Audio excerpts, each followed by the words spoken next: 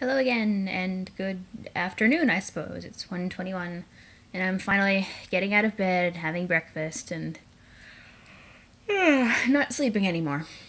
So I was like, this is the perfect time to play Homestuck, when I'm just kind of like herp and rambling on and on forever. So it is 1:21, and I will stop at 1:41. I'll give you guys a 20-minute video. See how far I can get in 20 minutes. So, last we were on the world of Homestuck, we... I don't know, can you use captcha as a verb? We captcha logged some smoke pellets that look like Tic Tacs. So let's hope that John isn't like, I bet my breath kind of smells funny, and attempts to pop the smoke pellets only to issue smoke from his mouth. That would probably be very bad. So let's equip those fake arms. Ooh. John, you should probably go use the bathroom. You aren't totally sure if equip is a verb copacetic with the abstract behavioral medium in which you dwell, but you give it a try anyway.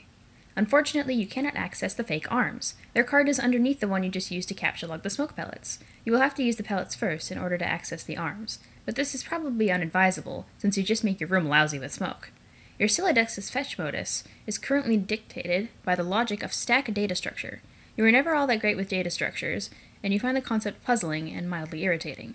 But with any hope, perhaps you will advance new, more practical fetch modi for your Silodex with little more experience. That is just so esoteric. Why would he even need to equip the arms anyway? I mean, we've shown that John has the mystical ability to just grow arms from his non-existent shoulders. No, that sounds kind of painful. Well, anyway. None of that really matters right now. Though I'm sure it'll come into some kind of thing. Excuse me. Pumpkin bagel going right to my stomach. Some later in the plot. So let's look at this Problem Sleuth poster. That's pretty interesting self-promotion right there. Also, the cake for a second looked like a close-up of a hairbrush. A really, really awkward hairbrush. And that doorknob looks like an eye. The door is looking at me. Okay. Is it even possible to get any more hard-boiled than that? You really doubt it. This poster was one of your wisest purchases. Oh, I see how it is. Oh, it uses, Topatoko. I keep thinking of Nedroid and Bertato. I really want a Bertato plushie. Somebody buy me one. There is a nice spot on the wall next to it. You've been meaning to hang another poster there soon. Oh, just like me in my room, which you guys saw the Thundercats poster and part of my Beavis and Butthead poster. But now you probably see the Sailor Moon one. I have an Adventure Time one over there. There's an Oran and Firefly one right there. I have an Avengers one I need to put up somewhere. It's gonna be awesome. So there's a note on the drawer. Let's read it. Happy birthday, son. I am so proud of you. Oh my, somebody needs to get me the voice clip of Mr. Hawkins from Static Shock saying, son, you make me so proud. Because that would just be the best thing ever. John, your black dad is the best dad. This note is rich with the aromas of fatherly aftershaves and colognes. That's awkward. That's like, you know, those ladies who send like the love letter and they spray it with perfume and they're like, hee hee hee, because it'll remind you of me. Okay, your black dad might be just a little weird. Beside the note is a rolled up poster. Maybe that was the poster you intended to put right there. I wonder what's on it. Hopefully something cool. Let's, text RPG, take poster. Another birthday artifact. You wonder what is printed on the poster. You'll need some way to hang it on your wall. Well, do you have those little command strips? Because those are the best things to use on posters. I use them on all my posters. But I get the feeling that it's going to be a little bit more awkward than that. The hammer and nails over in the corner that were just kind of lying there, which, John, it's a good thing you're wearing shoes. Because feet tend to, like, hemorrhage like fuck. It's crazy. So let's get those hammer and nails and completely destroy the wall. You first place the hammer into your Siladex, but now all of your capture log cards are full. You wonder what will happen if you try to take the nails. You guess it doesn't hurt to try. That makes me wonder. So you can have any unspecified amount of the pellets. Is there like an amount that the Siladex is like, nope, you can't have that many on your capture log card, and then you have to get like another one? If there were any kind of arbitrary point system in this, I would purchase a new card. But, you know, not having any arms unless you grow them for specific purposes, I mean, you have hands, I suppose, metaphorically speaking.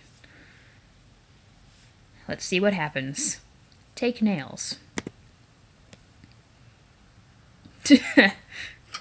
Dang. You capture log 4 nails onto the top card and push all the artifacts down a card. The fake arms are pushed entirely out of the deck! So much excitement. Oh well, they're probably completely useless anyway. But you probably don't want to do that again, unless you want to drop the smoke pellets and suffer the consequences. In any case, you feel like you've gathered enough things to get down to business and do some really important stuff. The next thing you will do will probably be exceptionally meaningful. Is that so? I don't know, it kind of, depending on who wanted him to put the arms on in the first place. I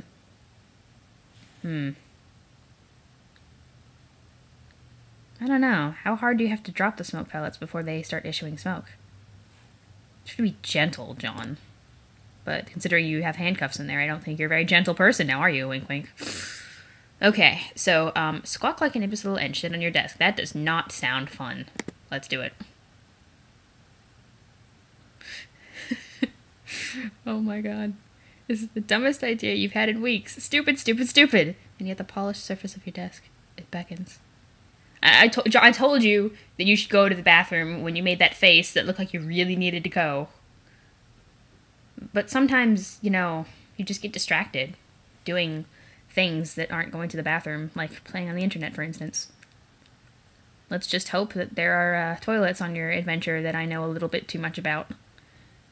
Combine the nails and hammer. Ooh, that might be a really great weapon. It's a hammer with like nails on it, and you can just be like, right in somebody's face. Okay. You merge the top two cards. The hammer and nails are now capture logged on the same card and can be used together. Hooray!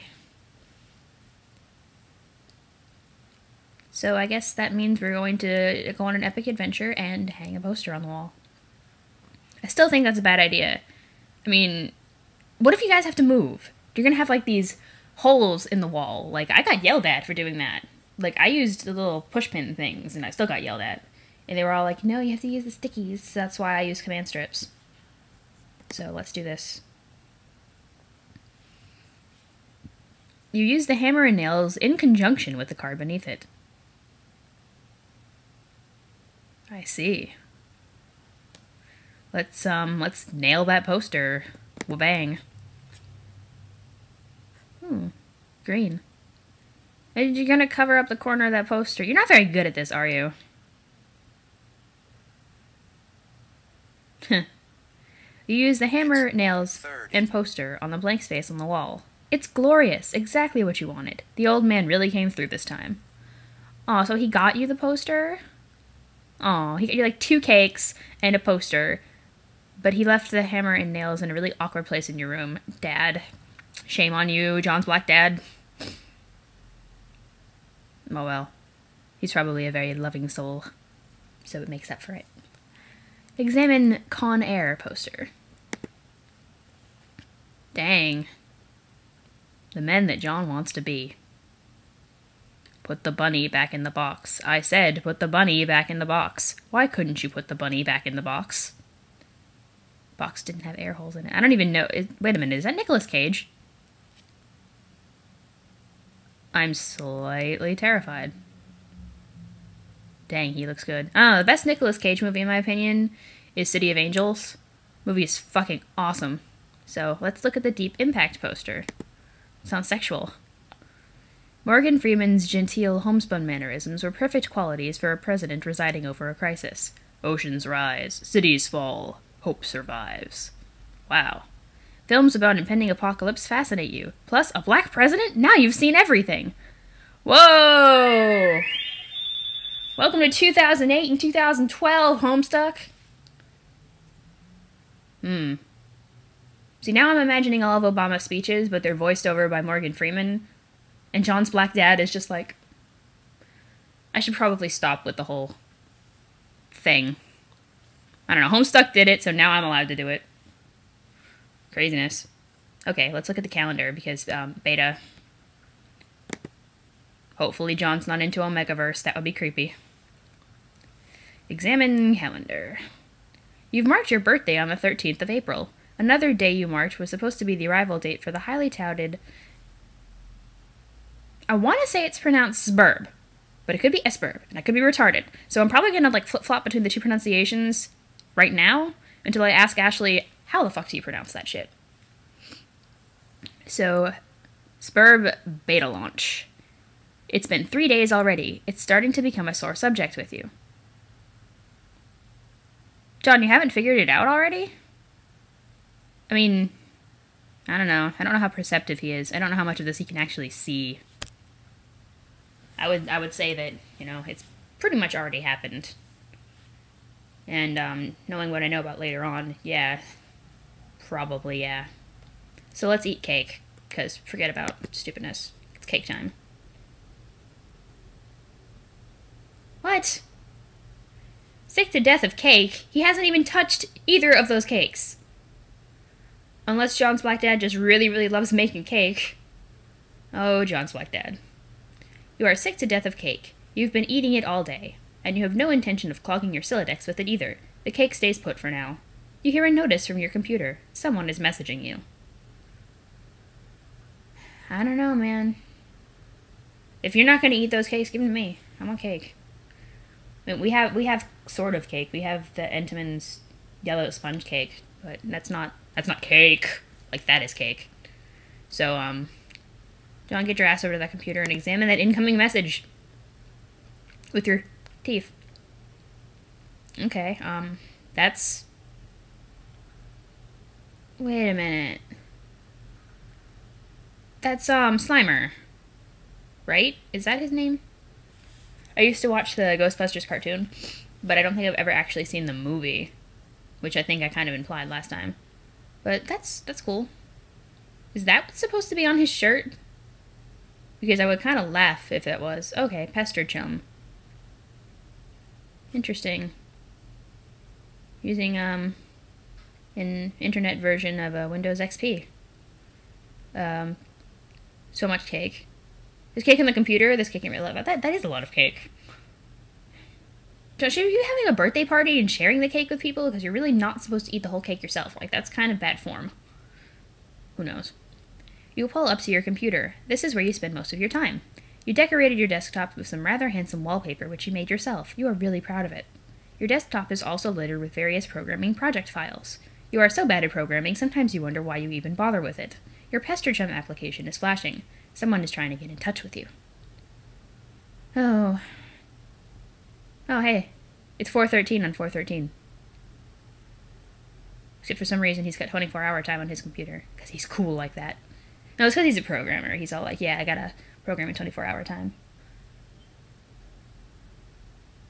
I wonder what programming language he's trying to program in. I mean, I know some basic C++. I was supposed to be a computer science major in college, but that didn't really happen. So, let's open up Pester Chum and see who the hell it is. Only one of your chums is logged in. He sent you a message. Oh, God. This is somewhat scary. I don't even know if I want to try reading those names. Bully. Bully, bully. Open that message. So what sort of insane loot did you rake in today? Oh, dang. I mean, posters, several cakes, nails, snake pellets. Did I really just say snake pellets? That sounds gross. Ew. Void that from your memory. I meant smoke pellets. Because who wants snake pellets, really? I shouldn't do things when I'm tired. Okay, so I think I know who that is. because fan art, but, I mean, okay, let's look out the window, because who wants to reply to people? Oh, cool. Tire swing. You see the view of your yard from the window. Hanging from the tree is your tire swing. In a kid's yard, a tree without a tire swing is like a proper gentleman without a monocle. That is to say, he can hardly be considered a terribly proper gentleman at all. And there beside your driveway is the mailbox. I just realized something. Hold on. I didn't even see that button. We're not ignoring people. We're actually talking to people. Let's see. Turntech Godhead, TG, began pursuing ectobiologist, EB, at 1613, which is 413 for you lay people. Hey, so what sort of insane loot did you rake in today? I got a little Monsters poster, it's so awesome. I'm going to watch it again today, the apple juice scene was so funny. Oh hell, that is such a coincidence, I just found an unopened container of apple juice in my closet, it is like fucking Christmas up in here. Check the date. Okay, that's fine, but I have just one question and then a word of caution. Have you ever seen a movie called Little Monsters starring Howie Mandel and Fred Savage? But the seal on the bottle is unbroken. Are you suggesting someone put piss in my apple juice at the factory? All I'm saying is, don't you think Monster Howie Mandel has the power to do something as simple as resale a bottle? Try using your brain, numbnuts. Why did the fat kid or whoever drink it... My throat is fucking up. Why did the fat kid or whoever drank it know what piss tasted like? I mean, his reaction was nigh instantaneous. It was the 15th day in a row Howie Mandel peed in his juice. Okay, I can accept that. Monster B-list celebrity douchebags are cunning and persistent pranksters. Also, Fred Savage has a really punchable face. But who cares about this? Let's stop talking about it. Did you get the beta yet? No? Did you? Man, I got 2 copies already. I don't care. I'm not going to play it or anything. The game sounds boring. Did you see how I got slammed in Game Bro? Game Bro is a joke and we both know it. Yeah, why don't you check your mail? Maybe it's there now. Alright. I guess that's what we were looking for out the window. Now, Howie Mandel's a freak. Like, I used to think he was really cool, one of his, like, early comedy thing before he decided to shave his head and be a douchebag. But, yeah. I don't really think I know who Fred Savage is off the top of my head. I have no idea what they're referring to. It's like, oh, 80s culture reference. I'm not an 80s kid. I am a 90s kid. And even then, I'm not really a 90s kid. So, back to looking out the window. And that bitch-ass tire swing. And there's the mailbox, because we can see the contents of the mailbox from here. Now, flag's up. Maybe it's there. So, we're looking pretty hardcore at that mailbox. Yeah, I was gonna say, the little red arm swingy dealy thing, or whatever it is called, is flipped up. What the hell is that thing called anyway? We don't have time for these semantics. The red flippy lever thing means you have new mail, and that means the beta might be here. I think it's just called a flag. Honestly, I have no time to, like, Wikipedia crap. So, let's check that mailbox, because we only got about a minute, or 2 minutes. Aw, dang! Johnsblackdad is home! You're about to hurry downstairs when you hear a car pull into the driveway. It looks like your dad has returned from the grocery store. Oh, great, he's beating you to the mail. So Johnsblackdad got to go on a suburb adventure, and John got to stay home and eat all the cake. And he got really fat. And now I understand a piece of fan art I saw earlier, and I'm gonna have to look at that in a second. So, check the mail later. If you go downstairs to get it, he will likely monopolize hours of your time. You decide to chill out up here for a while until the dust settles. Sometimes you feel like you are trapped in this room, stuck, if you will, in a sense which possibly borders on the titular. Oh, I see where we're going with this. And now your chum is pestering you again. The clockwork of friendship turns ceaselessly, operating the swing lever dealies of harassment and perpetuity. Whatever, the dude can just hold his damn horses. That's so nice. John's like, fuck this shit. Don't want to talk to Dad. Don't want to talk to your friends. Yeah. Yeah. That's so nice. John, I give you a pat on the head for ignoring your wonderful black dad who makes you all the cake and, you know, gets the mail for you so you don't have to get it yourself. Such a mean person.